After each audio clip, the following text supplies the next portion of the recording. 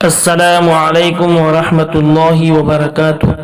جی ہاں ناظرین، آپ سب کا استقبال ہے ہمارے YouTube channel C M Islamic message میں۔ اگر آپ ہمارے اس چینل پر نئے ہیں تو اس چینل کو ضرور سبسکرائب کریں، لائک کریں اور کمنٹ کریں اور شیئر کرنا نہ بھولیں۔ عبادت کا مزاج ہی نہیں بنا ہے۔ تو میرے بھائیوں، محنت کے مقصد خالی دنیا کا چکر لگانا نہیں ہے، بلکہ محنت کا مقصد یہ ہے کہ ایک ایک ایمان والے کے اندر ایمانی مزاج پیدا ہو جائے۔ جیسے تاجر کا ایک مزاج ہوتا ہے کہ نفع کیسے کمانا، کیونکہ تاجر اس کو کہتے ہیں جو نفع کماوے۔ جو کھوٹ کھاوے وہ تاجر نہیں ہے، وہ تو کھوٹ میں اتر گیا ہے۔ تاجر وہ ہے جو اپنے مال سے نفع کماوے، گاہک کو راضی کرے تاکہ دوبارہ گاہک آوے۔ ہاں، ایسے ہی میرے دوستو، ہمارا مزاج اللہ دینی بناوے، ہر حال کا دین، ہر حال کا دین۔ اس کے لیے محنت بھی ضروری ہے، اچھی صحبت بھی ضرورت ہے۔ جب اچھی صحبت ملتی ہے، اچھا ماحول ملتا ہے اور اچھی محنت ہوتی ہے تو مزاج دینی بنتا ہے، پھر وہ ہر حال میں دیندار ہے۔ ہر حال کا دین اس کے پاس ہے کہ اس وقت میں یہ عمل کرنا ہے، اس وقت میں یہ عمل کرنا ہے، اس وقت یہ عمل کرنا ہے۔ یہ مقصد ہے تبلیغ کا، علم و ذکر کا یہی مقصد ہے کہ بھائی علم و ذکر تیسرا نمبر ہے تو خالی گننے کے لیے ہے کہ پہلا نمبر کلمہ، دوسرا نمبر، تیسرا علم و ذکر، چوتھا اکرام، ایسا ہے؟ ایسی رٹ لگانا نہیں ہے، بلکہ اس کے غرض و غایت سمجھ کر اس کو اپنی زندگی میں لانا ہے کہ ہر حال کا، ہر وقت کا دین ہمارے پاس ہو۔ یہ علم و ذکر کا مطلب ہے کہ ابھی بیٹھے ہیں تو بیٹھنے کا کیا دین ہے؟ ابھی بیٹھے ہیں کہ بیٹھنے کا کیا دین ہے؟ کہ سنیں گے، سمجھیں گے، عمل کریں گے، دوسروں کو بتائیں گے۔ ایسا سننا ہے کہ سنیں گے، سمجھیں گے، عمل کریں گے، دوسروں کو بتائیں گے تو کام پورا ہوا۔ یہ نہیں کہ سن لیا بھول گئے۔ ہاں، اس لیے بار بار باتیں سنائی جاتی ہے، مذاکرے ہوتے ہیں، مذاکرے ہوتے ہیں، اس کے تذکرے ہوتے ہیں کہ بات دل کے اندر اتر جاوے، دماغ میں اتر جاوے، زندگی میں آ جاوے، پھر جہاں ہوگا وہاں اپنے دین کے ساتھ رہے گا کہ بھائی میں تو دیندار ہوں۔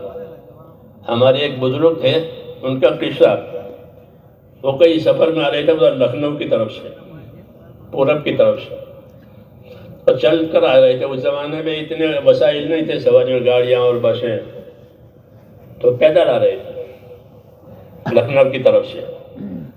راستے میں ظہر کا وقت ہوا، کوئی چھوٹی سی جگہ تھی، راستے میں ایک چھوٹی مسجد بھی تھی۔ انہوں نے اوپر دیکھا، سورج کو دیکھا کہ ہاں سورج تو ڈھل گیا ہے، ظہر کا وقت داخل ہو گیا ہے اور مجھے ظہر پڑھنی چاہیے، ظہر کا وقت ہو گیا ہے۔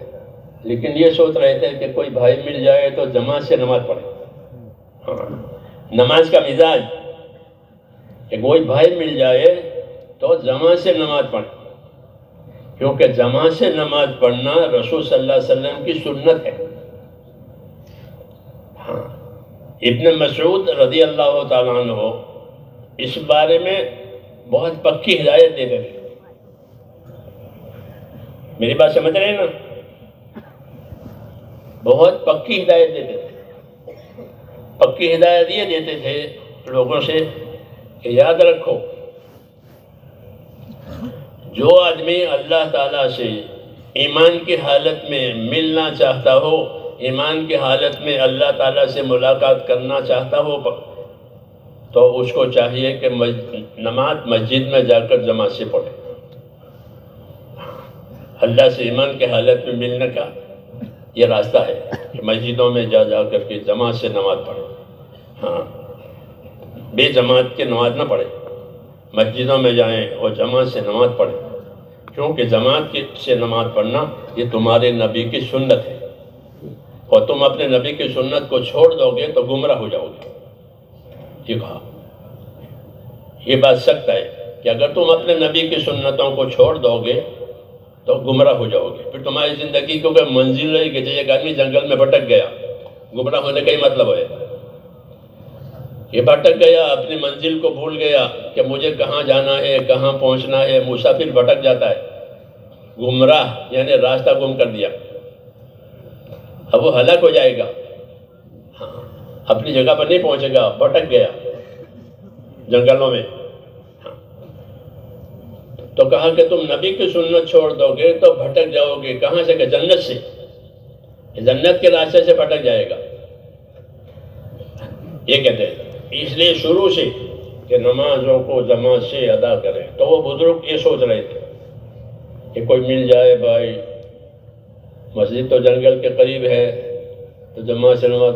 اتنے میں ایک آدمی آیا تو ماشاء اللہ شکل صورت سے ہاں کے بھائی ہے, اور سر کے اوپر لکڑیوں کا گٹھا تھا, لکڑی کاٹ کر لا رہے تھے. جب وہ قریب آئے تو ان کو سلام کر کے کہا کہ میری ایک درخواست ہے, یہاں فرماؤ کہ نماز کا وقت ہو گیا ہے ظہر کا, آپ اور میں دو جمع ہو گئے تو جماعت سے نماز ہو جائے گی, آپ اور ہم نماز پڑھ لیں. یہ بہت اچھا, بہت اچھی بات ہے. کہ پھر آپ وضو کر لیں. یہ کہا کہ آپ وضو کر لیں کیونکہ وہ جنگل میں سے آ رہے ہیں لکڑی کاٹ کے.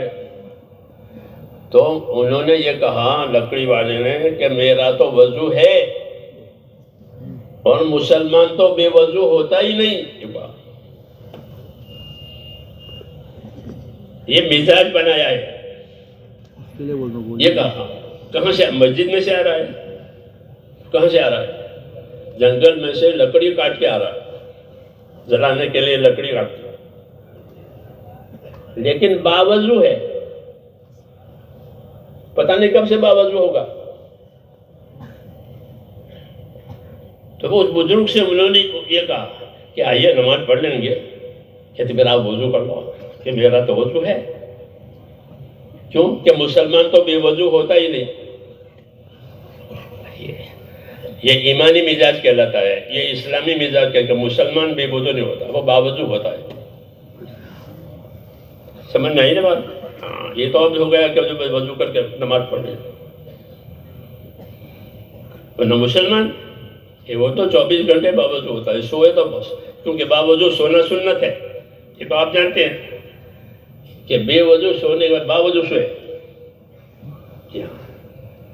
تو یہ مزاج ہے, میرا ہمارا مزاج بنا ہے. تو اس نے کہا کہ میرا تو وضو ہے اور مسلمان تو بے وضو ہوتا نہیں ہے. یہ اصلی بات ہے کہ ہر موقع کا دین ہمارے پاس ہو. یہ تبلیغ کا مقصد ہے. سمجھ میں آئی نا بات کہ اس وقت میں دین کیا کہتا ہے, اس وقت میں کیا عمل ہے. یہ جو تیسرا نمبر ہمارے پاس ہے وہ اس کی رہبری کے لیے ہے. علم و ذکر,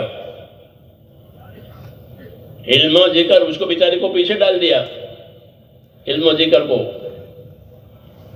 علم و ذکر کہ ہر وقت کا جو دین ہے اس کا علم ہو کہ اس وقت مجھے کیا کرنا ہے اور اس وقت کے عمل کا کیا طریقہ ہے. ہاں, آپ گھر میں جائیں گے تو آپ کے پاس گھر میں جانے کا دین ہوگا. سمجھ میں آئی نا بات؟ ہر آدمی اپنے گھر میں جاتا ہے تو گھر میں جانے کا دین ہوگا. گھر میں جانے کا کیا دین ہے کہ گھر میں جائے تو اپنے بچوں کو سلام کرے. ہاں, کھنکھار کر کے گھر میں جائے, اچانک نہ گھس جائے. اپنے گھر میں اچانک گھس جائے. ہاں, ہو سکتا ہے ماں ہو, کس حال میں ہو. ہاں, ابن مسعود جب اپنے گھر میں جاتے تھے تو کھنکھارتے تھے, کھنکھارتے تھے. یہ گھر والوں کو آگاہ ہو جائے کہ وہ آ رہا ہے. ہاں, کوئی ایسی حالت نہ ہو کہ وہ اپنے گھر والوں کو ناگوار حالت میں دیکھ کے پھر لڑائی ہو جائے. یہ گھر کا دین. مثال دے رہا ہوں, تبلیغ کا یہ مقصد نہیں کہ چلے میں چل جاؤ پھر جیسے کہ ویسے ہو گئے. یہ پانی میں تیرتے کہ جب تک پانی میں رہنا تیرے گے, پھر نہیں. ایسا نہیں ہے کہ پانی میں تیرنے گئے تھے تو تیر کے آ گئے, اب پانی تو ہے نہیں, تیرنا ہے نہیں, اب تبلیغ میں ہے نہیں تو اب تبلیغ کا کام بھی نہیں ہے. یہ نہیں, تبلیغ کا کام تو زندگی کا لباس ہے. زندگی کا ایک لباس. ہاں, تبلیغ سے کہ 24 گھنٹے کی زندگی ہماری دین والی بنے گی. تو میں نے کہا گھر میں جائیں گے تو بچوں کو سلام کریں گے. گھر والوں کو حضور صلی اللہ علیہ وسلم کا یہی طریقہ تھا کہ آپ جب گھر میں آتے تھے تو گھر والوں کو سلام کرتے تھے. اگر آپ رات میں گھر میں آتے تھے عشاء کے بعد تو گھر والے لیٹے ہوئے ہیں تو آہستہ سے سلام کرتے تھے تاکہ اگر سو گئے ہیں تو ان کی نیند خراب نہ ہو، اور جاگ رہے ہیں تو وہ جواب دیں سلام کا. میری بات سمجھ آ رہی ہے؟ گھر میں جانے کا دین، علم و ذکر، ایسے سلام کرتے تھے کہ اگر وہ سو گئے ہیں تو ان کی نیند نہ بگڑے، کیونکہ کسی سونے والے کی نیند بگاڑنا، آرام میں خلل ڈالنا منع ہے. ایک آدمی سو رہا ہے، اس کے بعد بیٹھ کے قرآن زور زور سے پڑھے کرنا، اس کو سونے دو، تم اپنا الگ پڑھو تاکہ اس کے آرام میں خلل نہ پڑے، اس کو تکلیف نہ ہو. اس طرح عبادت کرو. یہ طریقہ ہے. تو میں نے کہا گھر میں جانے کا مثال کے طور پر کہ بچوں کو سلام کیا، گھر والوں کو سلام کیا، کہ گھر میں جائے تو گھر والوں کو سلام کرے. کہ اس سے کیا ہوگا کہ ایک تو سلام کی سنت ادا ہو جائے گی. سلام وہ رہن سہن کی سنت ہے. سلام رہن سہن کی سنت، آپس میں رہنا سہنا ہے دوسروں کے ساتھ. تو رہن سہن کی سنتوں میں سے یہ ہے کہ سلام کرے. ملے تو سلام کرے، گھر میں جائے تو سلام کرے، گھر سے لوٹے تو سلام کرے. یہ رہن سہن کی سنت کہ ہر وقت کا دین کہ گھر میں جاؤ تو گھر والوں کو سلام کرو. ہاں تو بچے بھی سلام سیکھیں گے، بچے سلام سیکھیں گے کہ سلام کیا جاتا ہے. بچوں کو سلام سکھاؤ. کیوں کہ سلام کرنے سے الفت اور محبت پیدا ہوتی ہے، سنت ادا ہوتی ہے، اور گھر میں سنت کا نور آتا ہے. تو گھر میں جائے تو گھر میں داخل ہونے کی دعا پڑھے، بچوں کو سلام کرے. ورنہ شیطان گھر میں لڑائی لگاتا ہے. علماء نے لکھا ہے کہ جب آدمی گھر میں جاتا ہے تو شیطان گھر والوں کی غلطیاں بتاتا ہے. دیکھو بچے نے یہ گلا چھوڑ دیا، اس نے وہ کر دیا، وہ کر دیا. اب آدمی خفا ہوتا ہے ان کے اوپر گھر میں داخل ہو کر کے. کیوں؟ تو یہ گھر میں داخل ہوتے ہی خفا ہوا تو اب بچوں میں نفرت پیدا ہوتی ہے کہ وہ آئے گا ابا تو یوں کریں گے، یوں کریں گے، یوں کریں گے. تو میں نے کہا کہ ہر حال کا دین یہ تبلیغ میں نکلنے کا مقصد ہے. اس کو علم و ذکر کہتے ہیں کہ اس وقت میں یہ دین ہے، اس وقت میں یہ دین ہے، اس وقت یہ دین. جیسے ہر وقت کا کام ہوتا ہے، ہوتے ہیں ہر وقت کا کام ہوتا ہے کہ اس وقت یہ کام ہے، اس وقت یہ کام ہے، اس وقت یہ کام ہے. ایسے ہر وقت کا دین ہوتا ہے. جب ہر وقت کا دین ہوگا تو پھر پوری زندگی دین والی بنے گی کہ ہر وقت کا دین موجود ہے. ادخلوا فی السلم کافہ، یہ حکم ہے کہ ادخلوا فی السلم کافہ، اپنے دین میں پورے داخل ہو جاؤ. ایسا نہیں کہ ایک ٹانگ باہر ہے ایک ٹانگ اندر ہے، ایسا نہیں. اپنے دین میں پورے داخل ہو جاؤ. یہی دعوت کا مقصد ہے کہ دعوت کے راستے میں نکل کر کے دین سیکھنا ہے، دین کو سمجھنا ہے اور دین کو پھیلانا ہے. یہ مقصد ہے. وقت لگا کے واپس آ جانا کافی نہیں ہے. وقت بھی لگانا ہے لیکن وقت لگا کر کمانا ہے. جیسے پھیریا پھرتا ہے، پھیریا اپنا ٹوکرا لے کر یا اپنے لاری لے کر پھرتا، چکر لگاتا ہے. تو خالی چکر مقصد ہے کہ نہیں، وہ اپنا سامان بیچ کر نفع کما کر گھر جاتا ہے کہ سامان بک گیا، نفع ہو گیا. ہاں یہ اس کے چکر لگانے کا مطلب ہے. آواز لگاتا ہے، چکر لگاتا ہے تاکہ مال کا نفع حاصل ہو جائے. لوگ مال لے لیں، مجھے نفع مل جائے گا. لوگوں کو مال مل جائے گا، مجھے نفع مل جائے گا. سمجھ میں آئی بات؟ ہمارا بھی ایک کام ہے کہ ہماری محنت سے لوگوں میں دین آئے گا، ہماری دینداری بڑھ جائے گی، ہماری دینداری بڑھ جائے گی. لوگ ہماری دعوت سے فرض نمازیں سیکھیں گے اور ہم فرض بھی ادا کریں گے، نوافل بھی ادا کریں گے، سنتیں بھی ادا کریں گے. جی ہاں، نیا آدمی تو بیچارہ ضروری کرے گا اس کو معلوم نہیں ہے. لیکن جو نئے نہیں ہیں، پرانے ہیں، وہ ضروری وہ کہہ رہے ہیں، وہ تو سب کریں، فرائض بھی پڑھیں، نوافل بھی پڑھیں، سنتیں بھی پڑھیں، سب کریں، کہ ان کو معلوم ہے. اس لیے میرے دوستو، ہماری دعوت کی یہ غرض ہے کہ ہمارے اعمال بڑھ جائیں، یہ نہیں کہ ہمارے اعمال کم ہو جائیں، کہ ہم تو ہیں جماعت میں، ہم تو ہیں جماعت میں، 2 سنت 3 وتر پڑھ لو، آ جاؤ. ایسا نہیں کرنا ہے. پہلے ایسا ہوتا تھا کہ لوگ بھاگ جاتے تھے، تو ایسا کرنا پڑتا تھا کہ جلدی سے سنت پڑھ کے لوگوں کو جوڑو، نہیں تو وہ بھاگ جائیں گے. اب اللہ کا شکر ہے کہ جگہ نہیں ہے لوگوں کو بٹھانے کی. اللہ نے لوگوں کو اتنا متوجہ کر دیا، لوگوں کے دل میں رغبت آ گئی، آخرت کا دھیان آ گیا. جی ہاں، تو اب بھی وہی بات چلے 50 سال والی، کہ نہیں، کہ اب تو اطمینان سے نماز پڑھیں، اطمینان سے بات سنیں اور ہمت کر کے کام کریں. ہمت سے کام کریں، جتنا پہلے کرتے تھے اس سے زیادہ کریں. کیونکہ جس طرح کاروباری آدمی یہ سوچتا ہے کہ میرے کاروبار میں ترقی ہو، چاہتا نہیں، ہر کاروباری یہ سوچتا ہے کہ میرے کاروبار میں ترقی ہو، میں بھی کاروبار میں لگوں، میرے بیٹے بھی کاروبار میں لگے. جی ہاں، ایک دکان ہے تو 2 ہو جائیں. جی ہاں، وہ کاروبار کی ترقی چاہتا ہے. ترقی ضروری ہے، کیونکہ ترقی ہوگی تو باقی رہے گی، ترقی نہیں ہوگی تو پھر زوال آئے گا. ترقی ضروری ہے، جب تک ترقی ہے باقی ہے، ترقی ختم ہوگی تو پھر بات ختم ہو جائے گی. اس لیے وہ اپنے کاروبار میں ترقی چاہتا ہے. ایسے ہی اپنے دین کو باقی رکھنے کے لیے اپنی دینداری میں ترقی ضروری ہے. اپنی دینداری میں ترقی ضروری ہے. جب دینداری میں ترقی ہوگی تو دین باقی رہے گا، نہیں تو رسمی طور پر، رواجی طور پر چند کام کر لیں گے اور بات ہو گئی. ایسا نہیں ہے، بلکہ زندگی کو دین پر لانا ہے. ہماری زندگی کا مقصد ہی یہی ہے کہ ہماری زندگیوں میں دین آوے، اللہ تعالیٰ کے احکام آوے، رسول صلی اللہ علیہ وسلم کے طریقے آویں، آپ کی سنتیں ہماری زندگیوں میں آوے. جیسے دنیا کے رواج، دنیا کی عادتیں زندگیوں میں آ گئی ہے، عادتیں، غلط عادتیں صحیح زندگیوں میں آ گئی، کہ اس میں سے نکل کر کے ہماری زندگیوں میں اللہ تعالیٰ کے حکم آویں، رسول صلی اللہ علیہ وسلم کے طریقے آویں. یہ مقصد ہے دعوت کا. صبح سے شام تک کے کاموں میں دیکھو کہ ہمارے پاس حضور صلی اللہ علیہ وسلم کے کیا طریقے ہیں، کیا طریقے ہیں، وہ زندگیوں میں آنا چاہیے. اس کے آنے کی وجہ سے دین میں ترقی ہوگی.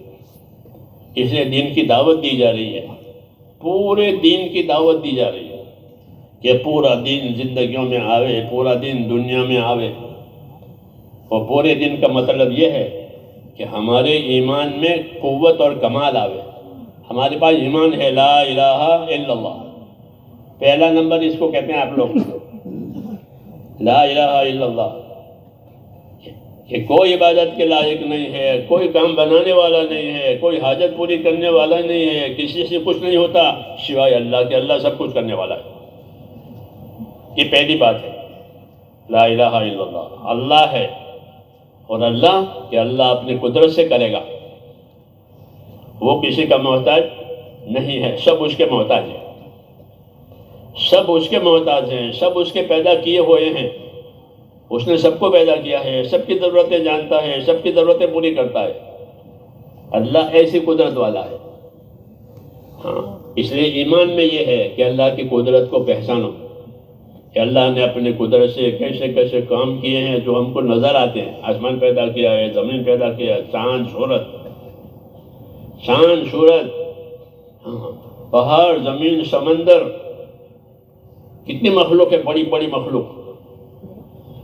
اور ان تمام چیزوں کو پیدا کر کے ان پر اللہ تعالیٰ کا کنٹرول ہے، یعنی کہ وہ چیزیں قابو میں نہیں ہے. ایسا ہے کہ تمام چیزوں پر قابو ہے، ہواؤں پر، سب چیزوں پر قابو ہے. جب چاہیں گے ان چیزوں کو نفع میں استعمال کریں گے، جب چاہیں گے ان کو نقصان میں استعمال کریں گے، جب چاہیں گے فائدہ پہنچائیں گے. ہاں، ان تمام چیزوں پر اللہ کی قدرت ہے. اور جو کچھ ہوگا زمین میں وہ اللہ کے فیصلے سے ہوگا. اللہ کے فیصلے سے ہوگا. اگر اللہ نے مہنگائی کا فیصلہ کیا ہے تو ملک میں مہنگائی ہو جائے گی، اور اللہ نے سستا کا فیصلہ کیا ہے تو ملک میں ہر چیز سستی ہو جائے گی. ہاں، اگر ملک میں اللہ نے امن کا فیصلہ کیا ہے تو ملک میں امن ہوگا، نہیں تو فساد ہوگا. جو چیز ہوگی وہ اللہ کے فیصلے سے ہوگی. یہ ہم کو سکھایا ہے کہ کرنے والی ذات کس کی ہے؟ اللہ کی. آسمانوں میں، زمینوں میں، سمندروں میں، پہاڑوں میں وہ ہوگا جو اللہ چاہے گا. جو اللہ نہیں چاہے گا وہ نہیں ہو سکتا. اور اللہ اپنی قدرت سے کرتے ہیں. کیسے کرتے ہیں؟ کہ قدرت سے کرتے ہیں. قدرت سے آدم علیہ السلام کو پیدا کیا ہے. آدم علیہ السلام کو قدرت سے پیدا کیا، مٹی سے پیدا کیا. ہاں، اس میں جان ڈالی ان کے اندر. ہاں، ان کو اپنا خلیفہ بنایا، اپنا نبی بنایا، پھر ان کی اولاد بنائی. ہاں، ان کی بیوی بنائی آدم علیہ السلام کی اماں، اور ان سے پھر پھیلایا انسانوں کو، اور پھر انسانوں کی ساری ضرورتیں پوری کی. آنکھوں کی، کانوں کی، ہاتھ پاؤں کی، جو جو ضرورتیں ان کی تھی وہ سب پوری کی. جو آدمی مانگے وہ بھی دیتے ہیں، نہیں مانگے وہ بھی دیتے ہیں. ہاں، دینا ہی دینا ہے اللہ کا کام، دیتے ہی رہتے ہیں. تو اللہ کی شان بڑی ہے، اس لیے اللہ کو پہچاننا ہے، اللہ کی قدرت کو پہچاننا ہے کہ اس نے قدرت سے بڑے بڑے کام کیے ہیں. ہاں، سمندروں کو پیدا کیا، سمندروں کو پیدا کیا ہے. سمندر دیکھے ہیں؟ نہیں دیکھے. ہاں، سمندر، سب اندر کیا. ہاں، پہلے جب یہ ہوائی جہاز نہیں تھے، پیسے نہیں، تو ہم لوگ پانی کے راستے سے جماعتوں میں جاتے تھے. بمبئی سے پانی کا جہاز ہوتا. ہاں، پانی کا جہاز، پانی میں پھر پانی پانی اشاروں تک، دنیا نظر نہیں آتی. پانی پانی. ہاں، پانی کے خزانے ہیں. جی ہاں، پانی ہی پانی. ایسے سمندر پیدا کیے، ایسے پہاڑ پہ ایسے بڑی بڑی چیزیں پیدا کی، اور ان پر قابو ہے. ان چیزوں پر قابو ہے، جیسا چاہیں گے استعمال کریں گے. ہواؤں پر، سب چیزوں پر قابو ہے. جب چاہیں گے نفع میں استعمال کریں گے، جب چاہیں نقصان میں استعمال کریں گے، جب چاہیں ان چیزوں سے سزا دیں گے، جب چاہیں گے ان چیزوں سے مدد دیں گے. ہاں، یہ سب چیزیں انسانوں کے لیے پیدا کی ہے. یہ کہا کہ میں نے ساری دنیا کو، حضور نے فرمایا ساری دنیا اللہ تعالیٰ نے تمہارے لیے پیدا کی ہے.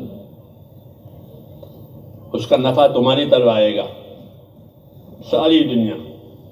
اور تم کو آخرت کے لیے پیدا کیا. یہ پیغام ہے کہ ساری دنیا تمہارے لیے بنائی اور تم کو آخرت کے لیے بنایا. یہ سبق ہے، یہی پہلا سبق ہے کہ ساری دنیا کو خدا نے ہمارے لیے بنایا. اس کا نفع ہماری طرف آئے گا، ہماری ضرورتیں پوری ہوگی.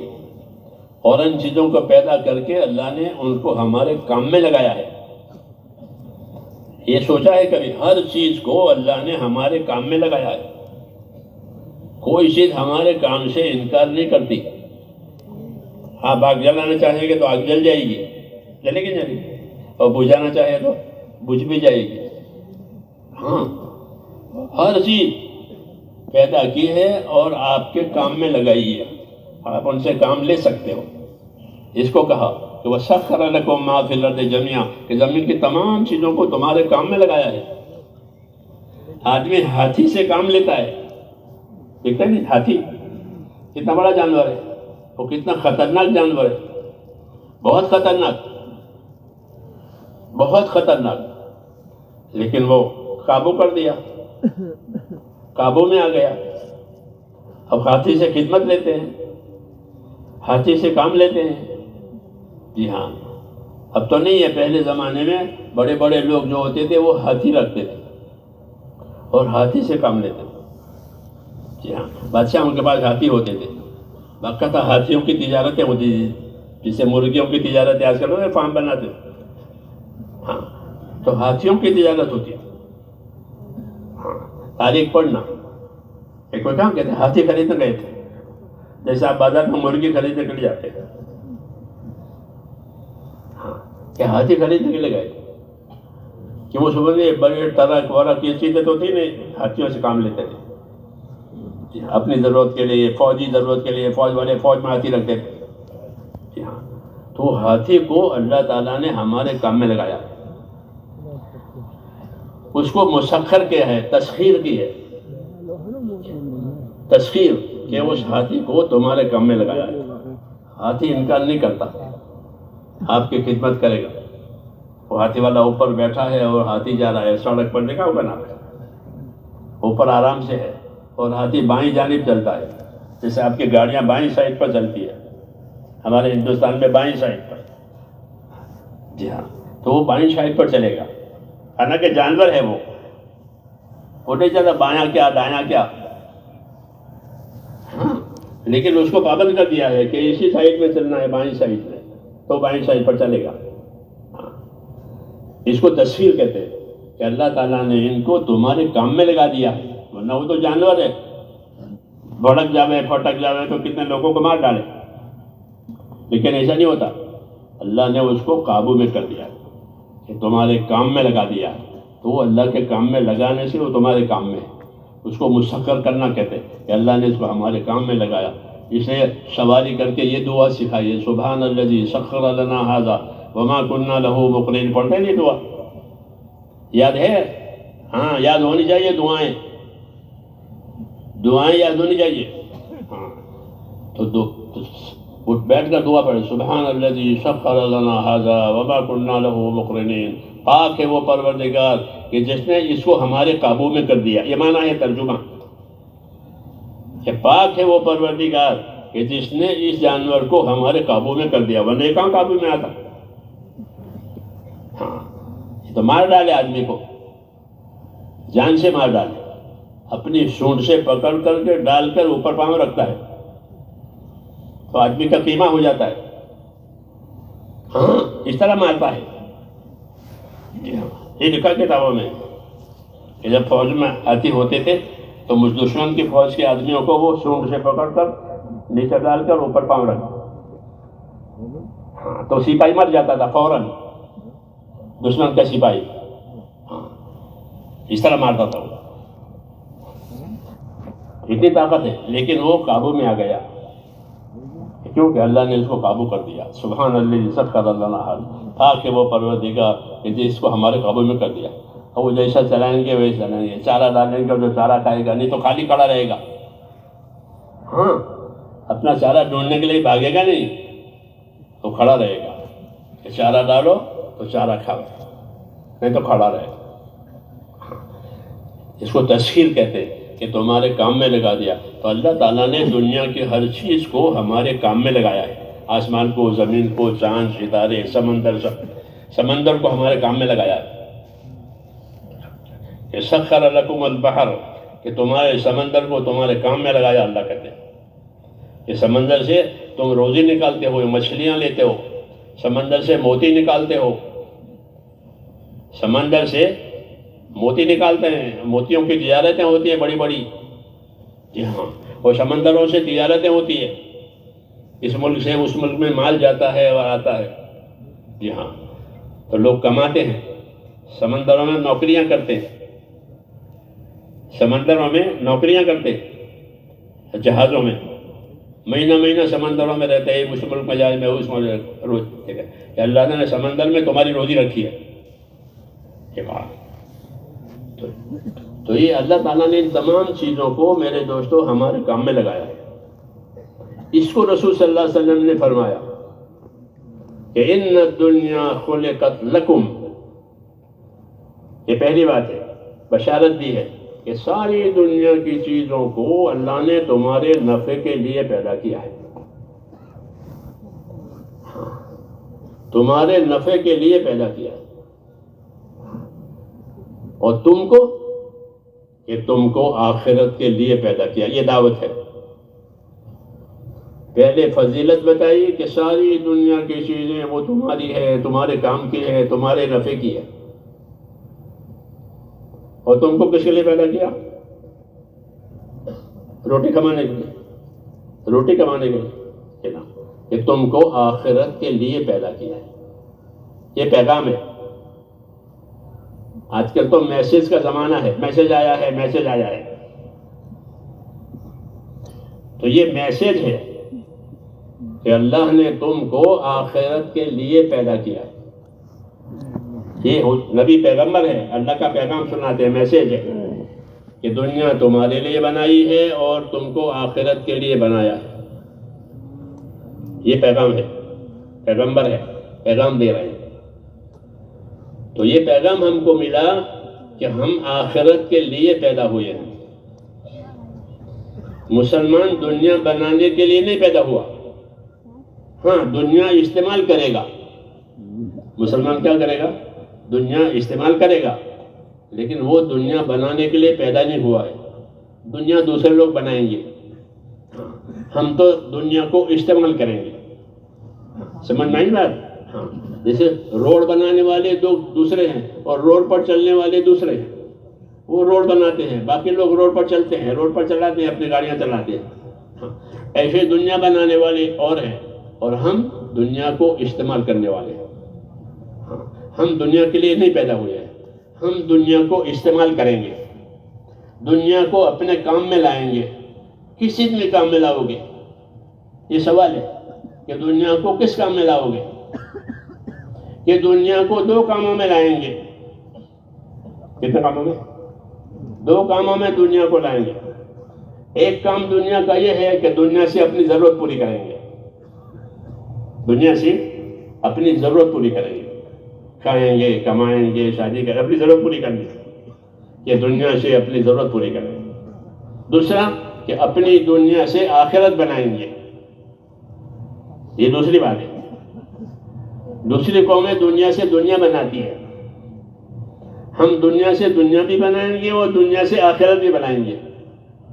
کیوں؟ کہ ہم کو آخرت کے لیے پیدا کیا ہے اور دنیا کو ہمارے لیے پیدا کیا ہے. یہ دعوت ہے.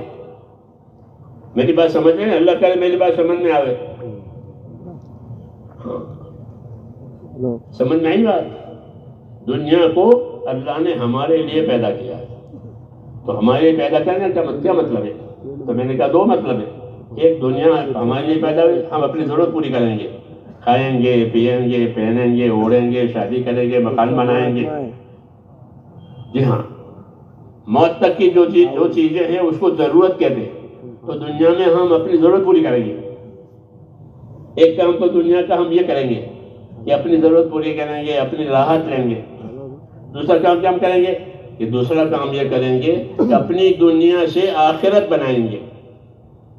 ہاں یہ فرق ہے ایمان والوں میں اور غیر ایمان والوں میں. یہ فرق ہے.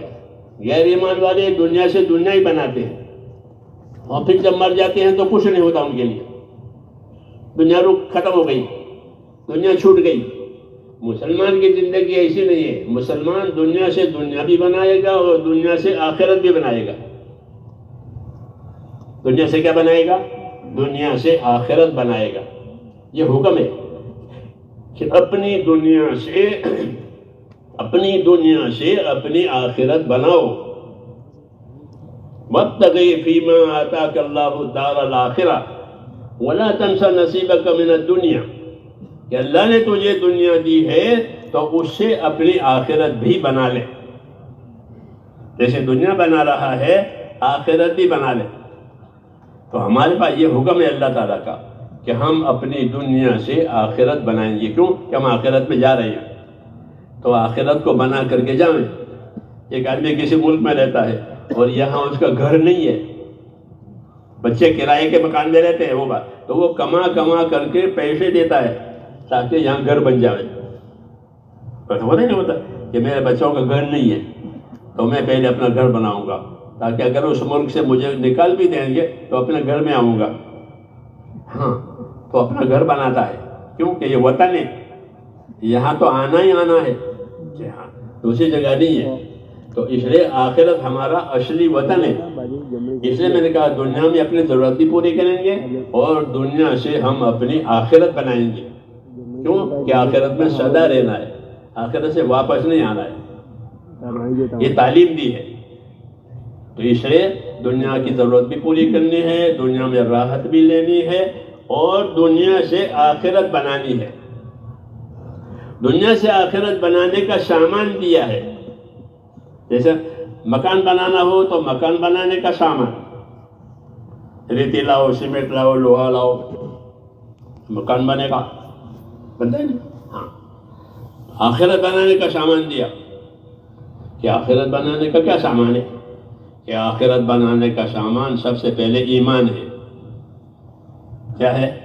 ایمان دیا، لا الہ الا اللہ، یہ کلمہ ہے، یہ آخرت کا کلمہ ہے، ایمان کا کلمہ ہے، یہ عبادت کا کلمہ ہے۔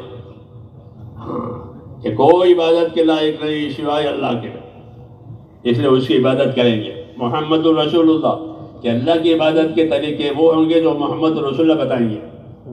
اللہ عبادت کا حکم دے گا، محمد صلی اللہ علیہ وسلم عبادت کا طریقہ بتائیں گے۔ اللہ حکم دے گا کہ نماز پڑھو،